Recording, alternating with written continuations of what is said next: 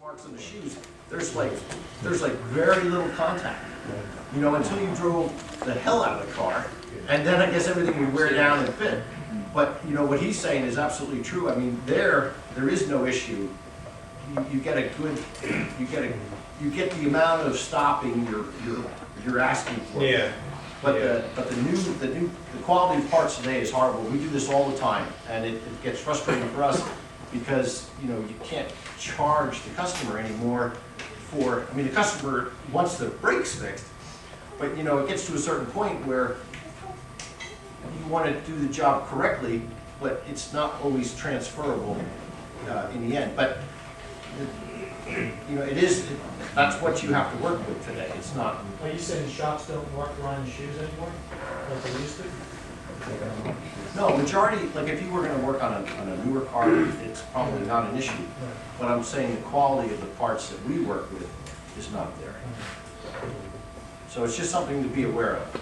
I didn't want to interrupt, but No, that's all right. I do. I have various levels of upgrade on the front as well. This one is the Wilwood caliper with the Wilwood ventilated rotor, cross-drilled and slotted, aluminum mounting hat we make to mount that rotor onto the hub. You can use, I have Wilwood caliper kits that work with the stock rotors as well. So a number of different levels there. But again, balanced front to rear. I also make a dual master cylinder setup that will replace your original vacuum booster and master cylinder. It has two separate master cylinder for the front and the rear and a balance bar between them. So you can mechanically change the amount of force going from your pedal to either of the master cylinders.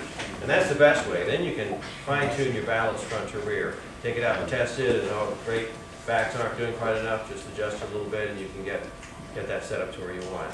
There are also proportioning valves, but I'm not really a fan of those where you can kind of hydraulically, you know, change what goes to the front or the rear.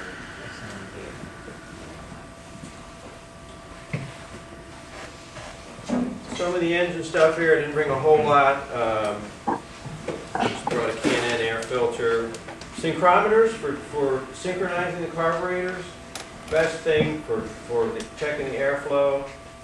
They don't restrict. They've got a vane that reads right out in a number, whatever it means, but you're just checking to have the same reading on both carburetors. That's a really handy tool. Does that work better than the old style? Like the Unison type, it does. You got to kind of restrict those to get the ball to go up, so they operate on with much more restriction, and that can kind of change the way the engine's running. These don't restrict. You can use one for each carburetor if you want. I just go from one to the other. If the speed didn't change in the time you go from one to the next. What carburetors does that particular unit that you got there work on? This one, Just the side draft like Stromberg's and yeah, this will probably fit on 1.5 inches to 1 3/4, 2 inch. It would go up to. You could use it in a 2 It inch. won't work on a downdraft Weber then. I'm not sure that you have I'd have to see. They make different adapters. You can get different adapters and different ones of these that would work on different carburetors. These will work on anywhere from like 1.5 inches to 2 inches, just a round hole you can seal again. Mike talked about the silicon gaskets, valve cover gaskets. Got a few of those along, made by Gasket Innovations. Great way to help to seal up that annoying oil running down over your engine. The other one is the aluminum valve cover hold down nuts. They have an O-ring gasket, and you thread that on. Of course, the oil wants to come up past the threads on a regular nut and escape that way, even though you've sealed the washer or whatever with whatever you try to rubber washers or what. This is, of course, closed in the top, so it can't do that. It has a rubber gasket, rubber O-ring there. Great little items to help to keep your engine cleaner. Just brought a roller rocker set along. One of the performance upgrades I do. I make them for Spitfires, TRs 2 through 4, TRs 6-cylinder as well. A couple different ratios. Bolt-on power, increasing the rocker ratio, increases the lift, gets the valve open quicker, close quicker, bigger gulp of air, more power. Brought one of my exhaust headers along. I do these in the polished silver. You all know what that looks like. I brought one of the bright silver ones along just to show you what the bright silver looks like. That's an 1800 degree ceramic coating on there, done inside and out. Very effective header. I make them only for the 6-cylinder, for the TR6, but I've designed these with the 631 design. Cylinder number 1 and 6 come together into one collector, 2 and 5 together, and 3 and 4 together, and then of course those 3 pipes joining together.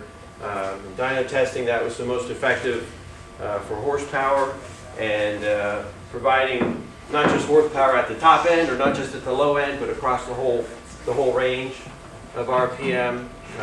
Tuned, the lengths of the tubes to get that to happen.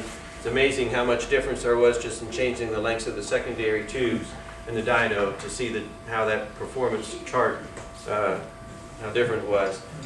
Adapters to go to the stock 2-pipe system on the later TR6s or the single early pipe system.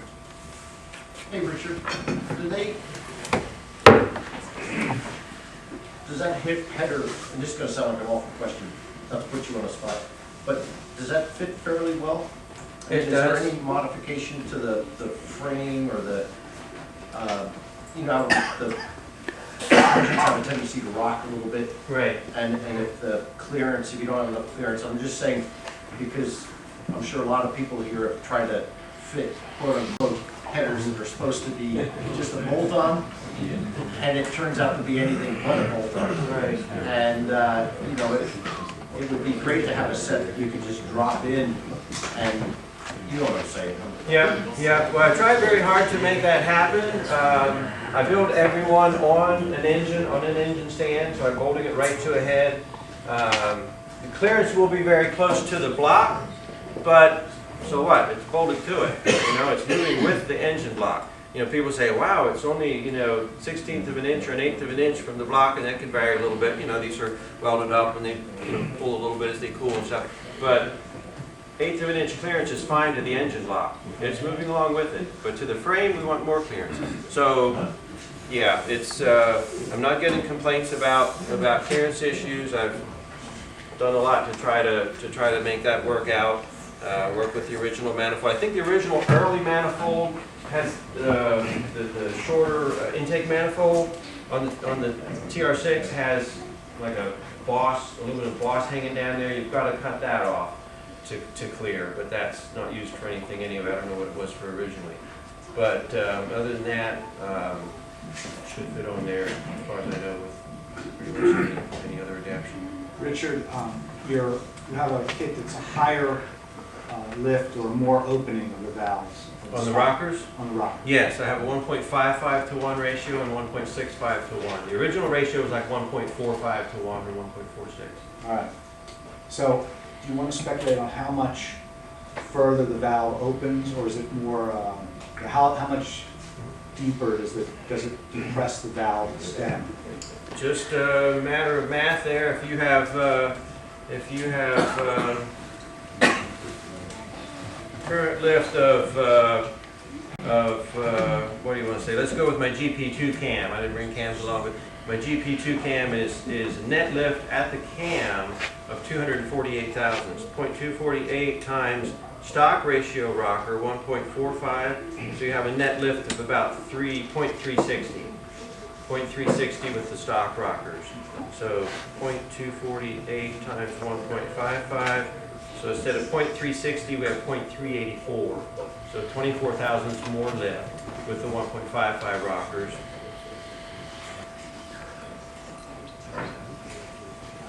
And with the 1.65, so you have 0.409. So instead of 0.360, you go to 0.409 lift.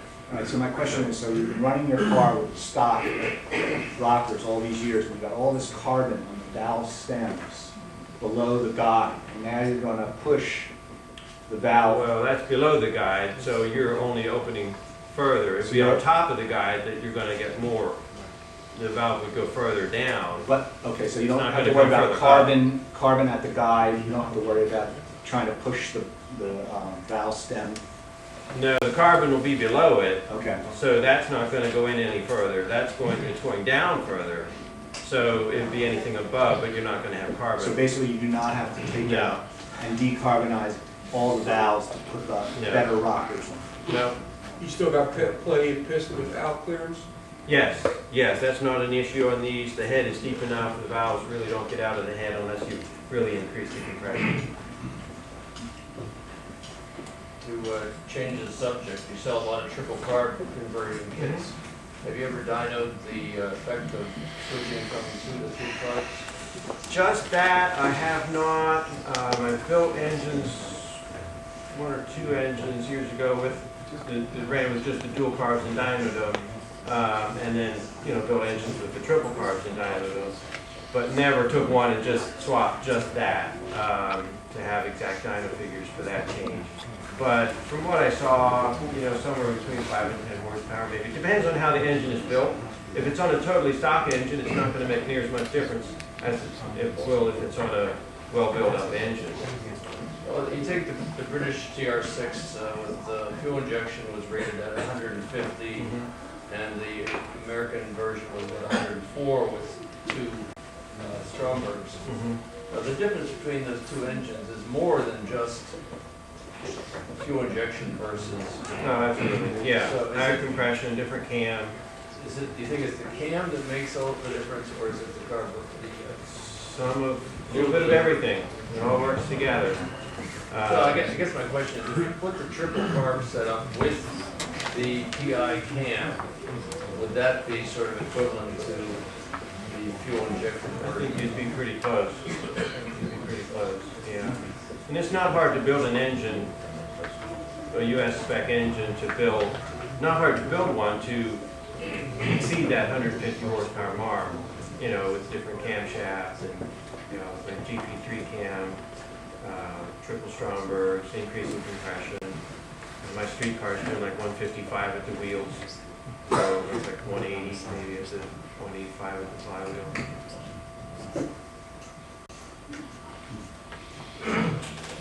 When you put the rocker conversion kit, do you have to add stronger springs to keep the valves from floating? You want to look at that. You may have to do that, depends on how close you are to their limit. The stock early springs, the single ones, couldn't handle a whole lot more than what they were doing with the early cam, because when they changed TR6 to the higher lift cam in '72, they went to a different valve spring to handle it, and then later to the dual springs.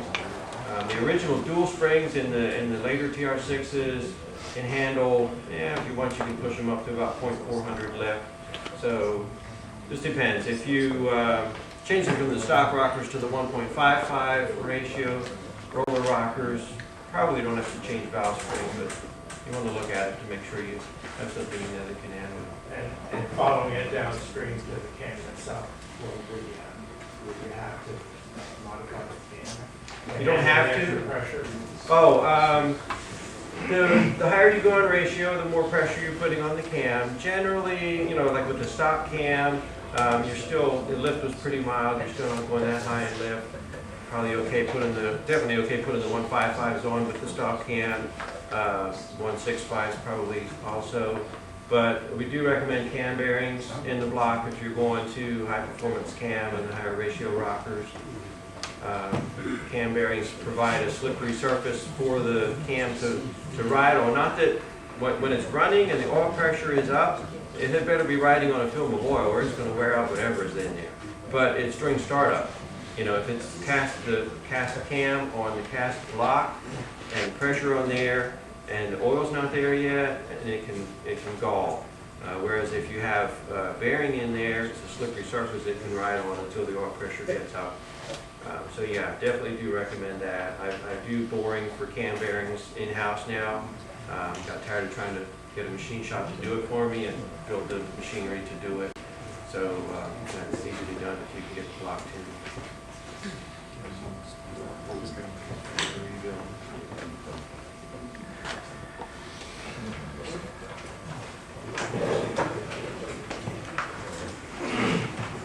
Any other questions?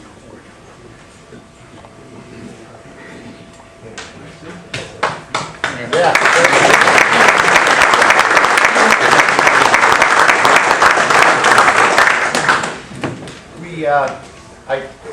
nice thing about Richard is he really knows his subject. I was gonna help you with that math, but then I thought, I better just stay out of it. So, but yeah, if you wanna look at some of Richard's stuff, that green TR250 has a lot of his products on there. And then, in fact, Richard did the motor in the white TR250 over there. So we've been working, I've been dealing with Richard for a long time, and we've always had good success. So, plus if I have a problem, he's close. So yeah, a couple things real quick. We're just about ready to break for lunch. I think somebody had said, Sumra had said something about some good welfare stuff, a DVT. Oh, well, I was just saying, reminder that the DVT Cars and Motorcycles of England show is happening. That's May 30th in Westchester at Oakbourne Mansion. Oakbourne Mansion. Popular show, season is coming up. You can find out for registration, I think it's on Facebook and also, I guess on the DVT website. A couple of flyers out there on the table. They were, yeah, they were going pretty quick, so I was making copies. But, Oh, that's great. and then, are you done, Sumra? Yes. And then Bill Smith has.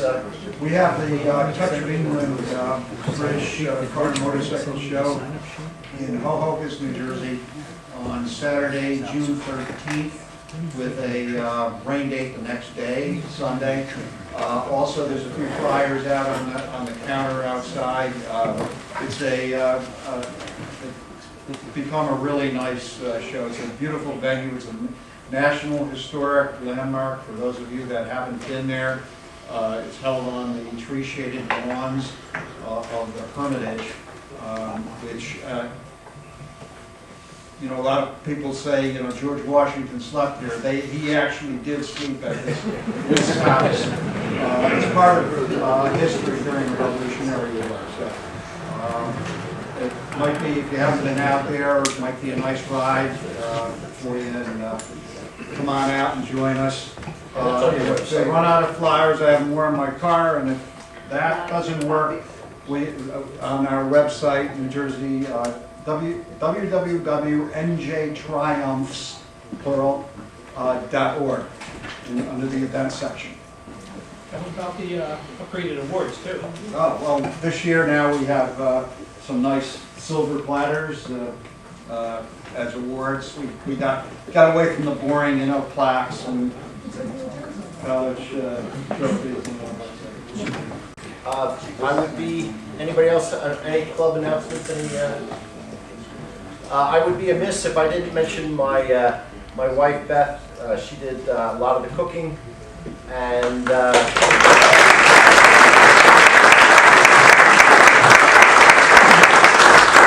I remember one year I didn't say that.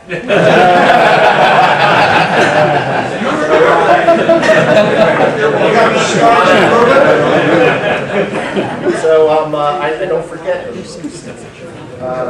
So that's it for now. I'm going to be handing out tickets at lunch. We're going to give away a fire extinguisher, and I know I have a tendency to talk about that stuff too much, so I'm not going to talk about it today. But at any rate, if anybody has any questions, certainly. But so we're going to break for lunch. Everybody will get a ticket, and then while you guys are eating, we got one more thing we have to do. But you know, we'll do the drawing for the fire extinguisher, and then you know, the afternoon, if you want to talk to the techs or anything like that, if you have any questions, we're about to answer them. So be patient. There's a lot of people, and we got a ton of food. So.